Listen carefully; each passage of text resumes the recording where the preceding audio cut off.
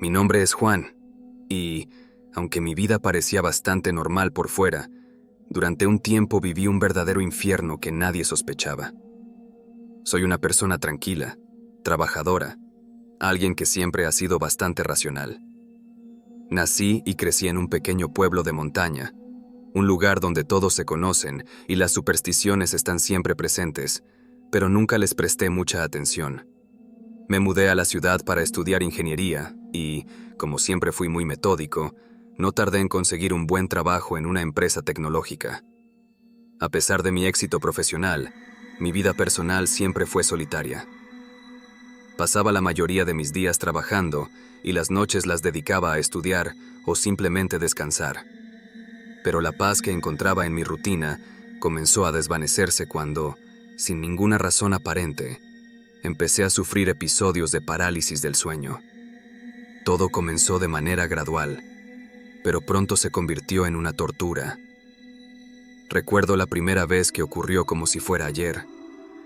Me desperté de golpe en medio de la noche, mi corazón latiendo con fuerza, pero mi cuerpo no respondía. Podía ver mi habitación en penumbras, podía escuchar el ruido de la calle, pero algo estaba mal. Era como si estuviera atrapado en mi propio cuerpo, un prisionero en mi propia mente. No podía mover ni un dedo, ni siquiera para apagar la lámpara que iluminaba apenas una esquina de la habitación. Durante esos momentos, no solo era la sensación de estar paralizado lo que me aterraba, sino las alucinaciones que acompañaban esos episodios. Al principio, solo eran sombras que se movían en los rincones de la habitación, formas amorfas que podían ser producto de mi imaginación. Pero con el tiempo, esas visiones se volvieron más vívidas, más tangibles. A veces sentía que había presencias a mi alrededor, susurrando en la oscuridad. Estos episodios comenzaron a ocurrir con tanta frecuencia que mi vida cotidiana se vio gravemente afectada. Ya no dormía bien, vivía con un temor constante a la noche, a quedarme dormido y no poder moverme. Llegó un punto en que no podía distinguir si lo que veía era real o no. Había una delgada línea entre la vigilia y el sueño, y no sabía si estaba cruzándola cada vez que cerraba los ojos. Mi infancia nunca estuvo marcada por problemas psicológicos ni por miedos irracionales. Si algo puedo recordar de esa época es la calidez de mi hogar, el refugio que encontraba en mis padres y hermanos. Sin embargo, desde que me mudé a la ciudad, esa sensación de aislamiento se apoderó de mí lentamente.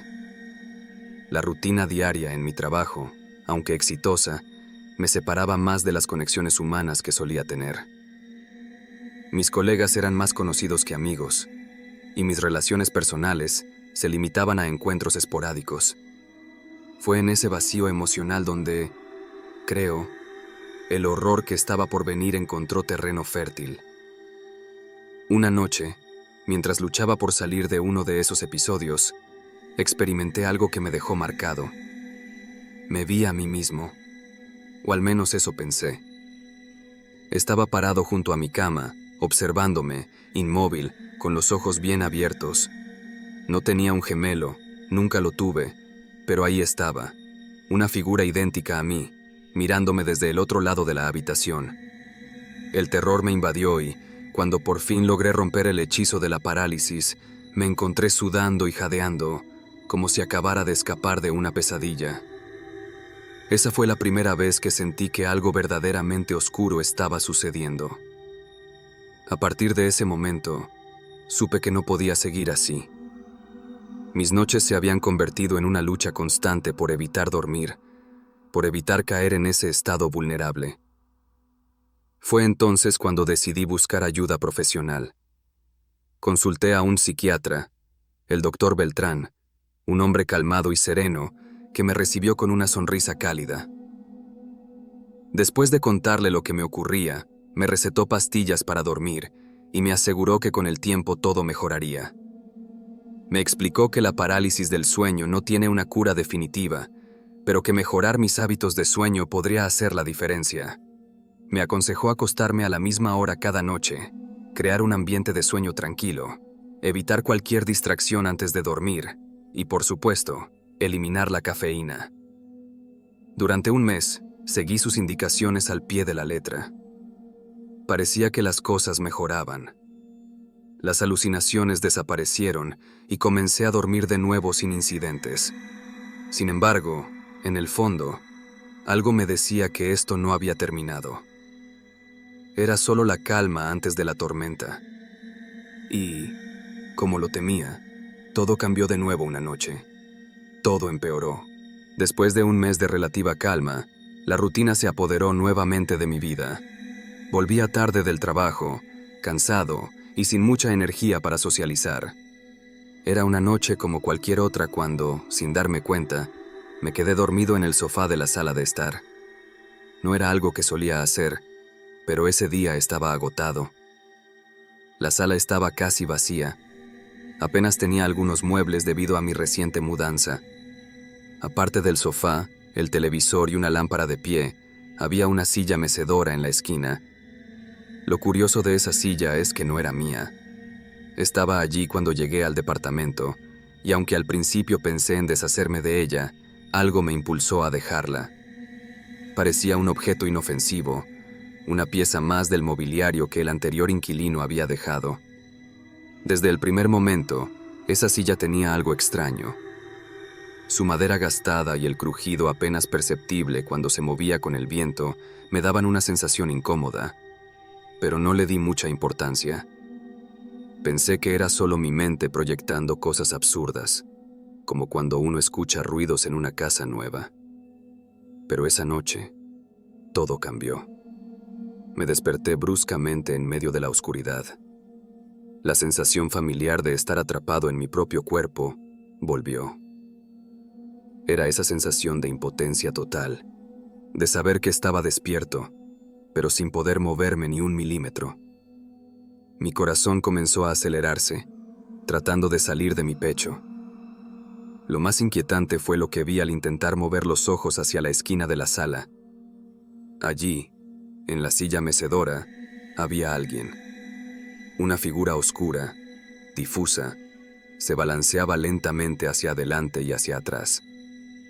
Mi mente trataba de racionalizarlo, diciéndome que era una alucinación más, producto del mismo trastorno que me había acompañado durante semanas. Sin embargo, esta vez algo era diferente. Sentí que había una presencia tangible, algo que no podía ignorar. A medida que mis ojos se ajustaban a la penumbra, la figura empezó a cobrar forma. Era una mujer, de edad avanzada, probablemente rondando los 70 años. Su cabello, fino y gris, caía en mechones desordenados, y su rostro, aunque no podía verlo claramente, irradiaba una sensación de profundo malestar.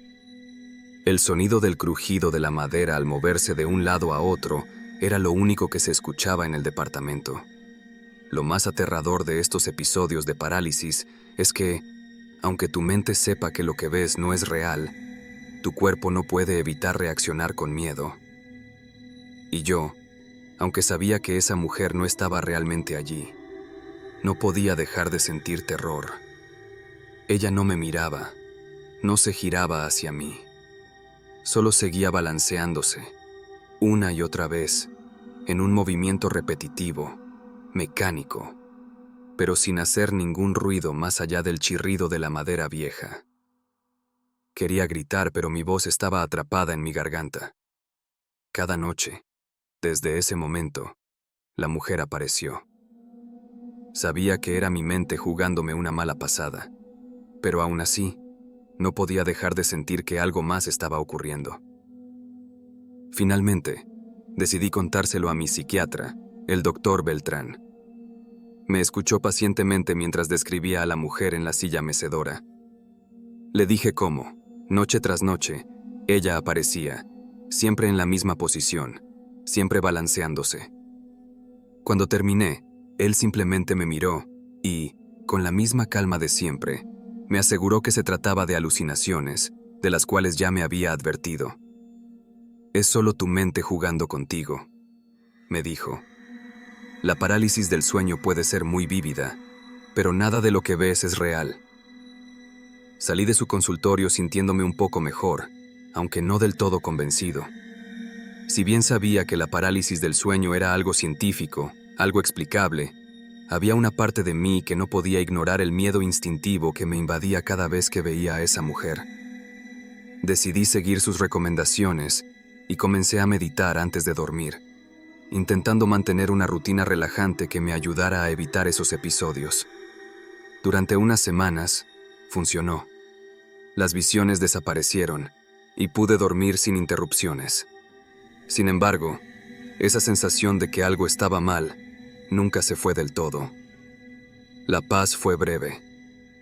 Un par de semanas después, cuando pensé que finalmente estaba superando todo, una noche me encontré inmerso en lo que solo puedo describir como una pesadilla viviente.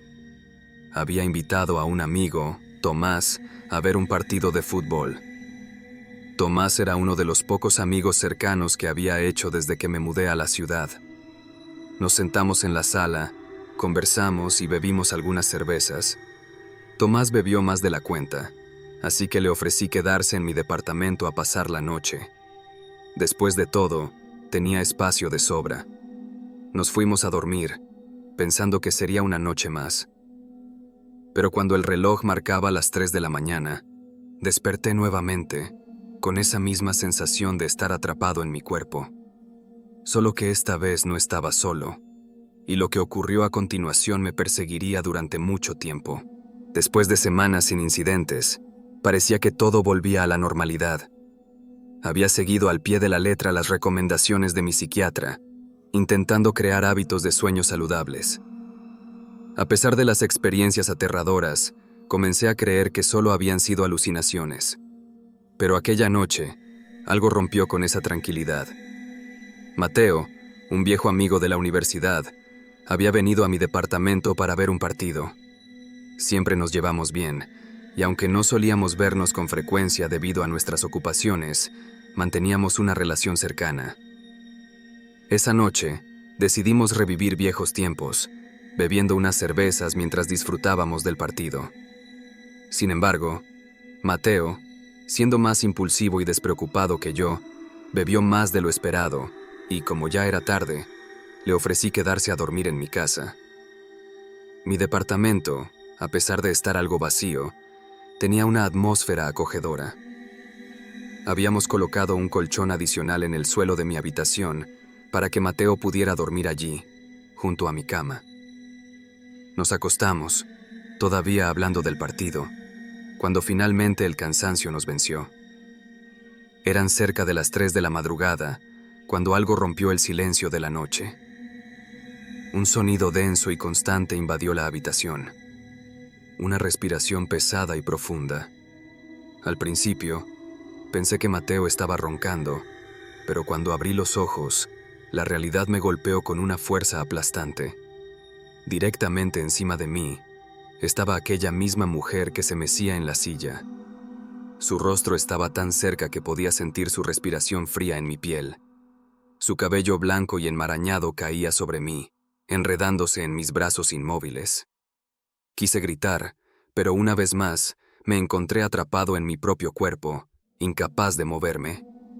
El pánico se apoderó de mí, pero intenté convencerme de que era solo otro episodio de parálisis del sueño. Intenté respirar hondo y cerrar los ojos, repitiéndome una y otra vez que todo era producto de mi imaginación. Pero esta vez, algo cambió. La mujer, con su rostro cadavérico y mirada vacía, habló. Su voz era un susurro grave que resonaba en mi cabeza como un eco sin fin. ¿Crees que no soy real, verdad? Esas palabras me atravesaron como un rayo. Siempre había creído que, por más terroríficas que fueran las alucinaciones, todo era una construcción de mi mente. Sin embargo, al escuchar su voz, sentí algo completamente distinto. Era como si, por primera vez, esa presencia tuviera un propósito. Era real. Quise moverme, gritar, escapar de esa situación, pero mi cuerpo permanecía rígido, prisionero de esa condición. Mis pensamientos eran caóticos, desesperados, tratando de encontrar una lógica a lo que estaba ocurriendo. ¿Cómo podía estar hablándome? ¿Cómo podía estar tan cerca de mí y ser tan real? Ella, como si disfrutara de mi terror, lentamente se levantó y se giró hacia Mateo, que dormía plácidamente al lado. La vi caminar hacia él con una sonrisa malévola. Sus pasos eran lentos pero decididos, y la habitación parecía volverse más oscura a medida que se acercaba. Mi corazón latía con fuerza, cada segundo se sentía como una eternidad. La mujer se inclinó sobre Mateo de la misma forma en que lo había hecho conmigo. Su mandíbula comenzó a distenderse de una manera grotesca, convirtiéndose en una enorme cavidad vacía, como la boca de una serpiente antes de devorar a su presa. Lo que vi a continuación es algo que jamás podré borrar de mi mente. Lentamente, comenzó a engullir la cabeza de mi amigo. Sus dientes afilados brillaban en la oscuridad mientras la saliva goteaba de su boca, cubriendo la cabeza de Mateo. No podía hacer nada. Solo podía observar cómo esa criatura devoraba a mi amigo. Mi cuerpo seguía inerte, atrapado en un estado de total impotencia. Quería correr, quería salvarlo, pero me sentía como un cadáver viviente, incapaz de actuar. Cuando la cabeza de Mateo desapareció completamente dentro de su boca, la mujer se detuvo y giró la mirada hacia mí. Sus ojos, vacíos y oscuros, brillaban con un hambre insaciable. Sentí como si estuviera absorbiendo mi alma, como si disfrutara de mi miedo mientras devoraba a mi amigo. Estaba paralizado de terror. De repente, un sonido estridente rompió la escena. Mi alarma. El sonido del despertador me sacó de ese trance mortal. Me levanté de un salto, gritando. Mateo también despertó, sobresaltado por mis gritos. ¿Qué pasa, amigo? ¿Qué ocurrió? Me preguntó, todavía medio dormido y confundido. Esa mujer. Ella estaba... Traté de explicarle, pero el miedo y la falta de aire me superaron, y antes de poder terminar la frase, caí desmayado. Lo siguiente que recuerdo es estar en un hospital.